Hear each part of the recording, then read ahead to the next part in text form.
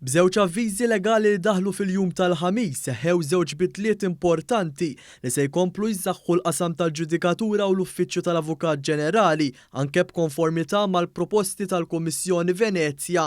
Dan tħabbar propju f'konferenza tal-aħbarijiet mill-Ministru għall-Ġustizzja Edward Zammit Lewis fejn spjega li dawn it-tibdiliet jinkludu każijiet li għandhom x'jaqsmu ma' inkjesti maġisterjali, investigazzjonijiet tal-Pulizija, terrorizmu u omiċidji fost l-oħrajn. Żewġ tibdiliet importanti, l-Avukat Ġenerali d-deċiżjonijiet li jieħdu se jkun hemm stħarriġ ġudizzjarju, ġifieri l-qorti se tara jekk mexiex sew l-Avukat Ġenerali daw biex naqtaw trend li ilha ġejja 20 ta' snin, mhux taħt il-Partit Laburista, li dak li jgħid l-Avukat Ġenerali ma jkunx hemm review tiegħu. Dak l-ewwel punt. It-tieni punt, l-iktar reat importanti f'pajjiżna, l-iktar serji, l-iktar gravi, jinvestigawhom il-Pulizija però jkun l-Avukat Ġenerali illi jara jekk jittieħdux il-qorti u le. Il-Ministru Zammit Lewis aċċena kif dawn il-bidliet pajjiżna se jkompli jsaħħaħ u jtejjeb il-governanza tajba u s-saltna ta' dritt u li dawn jikkumplementaw ir-riformi storiċi ta' dan il-Gvern f'temp ta' ftit xhur.